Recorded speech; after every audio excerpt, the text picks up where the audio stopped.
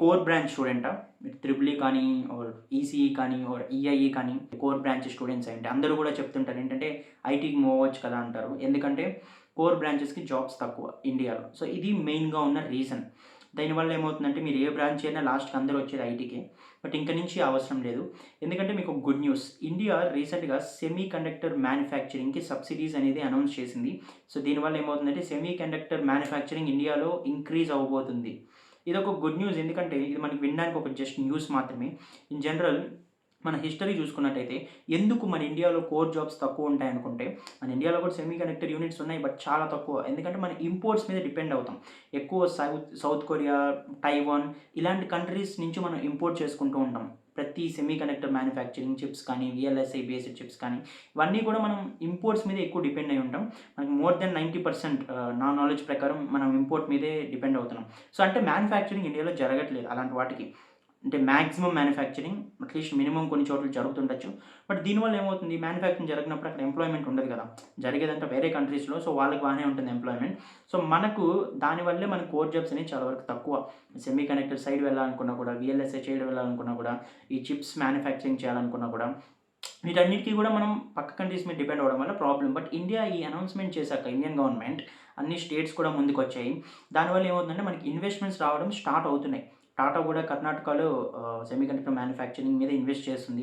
అలానే మైక్రాన్ అనే కంపెనీ కూడా చాలా వరకు ఇండియాలో యూనిట్స్‌ని ఇంక్రీజ్ చేయబోతుంది. ఇన్వెస్ట్‌మెంట్‌ని పెంచబోతుంది. ఒరిస్సా గవర్నమెంట్ కూడా ఈ మధ్య ఎక్స్‌ట్రా సబ్సిడీ అనౌన్స్ చేసింది. సెంట్రల్ గవర్నమెంట్ ఇచ్చే వాటితో పాటు. ఇవన్నీ గుడ్ న్యూస్ అని చెప్పొచ్చు. ఒక రానున్న 1, 2 ఇయర్స్‌లో semiconductor or VLSI based jobs అనేవి ఇంక్రీజ్ అవ్వబోతున్నాయి. ఇది చాలా గుడ్ న్యూస్. సో, ఎవరైతే ఈసీఈ, త్రిబుల్ ఈ సైడ్ ఉన్నారో కోర్ జాబ్స్ మీద ఇంట్రెస్ట్ ఉండి బట్ అయినా కూడా ఆపర్చునిటీస్ లేవని ఇలా computer science side or IT side రావాలనుకుంటున్నారో వాళ్ళకి ఇది గుడ్ న్యూస్. ఎందుకంటే మీరు కాసేపు ఆగి మీ సైడ్ ఏమున్నాయో కూడా కొంచెం రీసెర్చ్ చేయొచ్చు. బట్ స్టిల్ మీరు కొంచెం అయితే రీసెర్చ్ చేయాలి. మీరు ఎలాంటి జాబ్స్ అంటే మీ స్కిల్స్ ఏంటి? ఎలాంటి జాబ్స్ ఉన్నాయని మీరు రీసెర్చ్ చేయాలి కొంచెం. బట్ జాబ్స్ అయితే వస్తున్నాయి. బట్ ఎవరు కూడా మీకు చెప్పరు. ఎందుకంటే మన మార్కెట్ అలా ఉంది. ఐటీ కంపెనీస్ అయితే ఆఫ్ క్యాంపస్, ఆన్ క్యాంపస్ అని ఇలా స్పీడ్‌గా ఉంటుంది. బట్ ఈ సెమీకండక్టర్ మ్యానుఫ్యాక్చరింగ్ నుంచి వస్తున్నా కూడా వాటికి అడాప్ట్ అవ్వడానికి జాబ్ మార్కెట్‌లోకి ముందుకెళ్ళడానికి కొంచెం టైం పడుతుంది. సో, మీరే రీసెర్చ్ చేయాలి. ఏ కంపెనీస్ ఉన్నాయి. మన సెమీకండక్టర్ మ్యానుఫ్యాక్చరింగ్ కానీ, వీఎల్ఎస్ఐ సైడ్ కానీ ఏ కంపెనీస్ ఉన్నాయి. వాటిలో ఏ రోల్స్ ఓపెనింగ్‌లో ఉన్నాయి. వాళ్ళ వెబ్‌సైట్ ఓపెన్ చేసి చూడడం ఇవన్నీ కూడా మీరే చేయాలి కొంచెం. బట్ ఏంటంటే కాంపిటీషన్ అనేది చాలా తక్కువ ఉంది వీటికి. అంత కాంపిటీషన్ అయితే లేదు. బట్ డిమాండ్ అయితే ఉంది బాగా. ఎందుకంటే ఇలాంటి మ్యానుఫ్యాక్చరింగ్ యూనిట్స్ వచ్చినప్పుడు వాటికి మ్యాన్ పవర్ కావాలి కదా! ప్రతి ఒక్కరికి, ప్రతి కంపెనీకి కూడా. సో, కాబట్టి ఓపెనింగ్స్ అయితే చాలా ఉంటాయి. బట్ మీరు కొంచెం రీసెర్చ్ చేసి యాక్టివ్‌గా వెళ్తే మీ కోర్ సైడ్ మీరు అనుకున్న డ్రీమ్ కెరీర్‌ని అయితే మీరు వెళ్ళొచ్చు.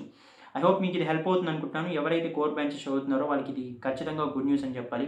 మీరు ఎవరైనా కూడా మీకు కోర్ బ్రాంచెస్‌లో ఫ్రెండ్స్ ఉన్నా ఆర్ మీ ఫ్యామిలీ మెంబర్స్ ఆర్ జూనియర్స్ ఉన్నా కూడా ఈ వీడియోని షేర్ చేసి వాళ్ళని రెడీగా ఉండమని చెప్పండి. Thank you for watching. అలానే మరిన్ని కెరీర్ రిలేటెడ్ అప్డేట్స్ కోసం ఛానల్ అయితే సబ్స్క్రైబ్ చేయండి. Thank you.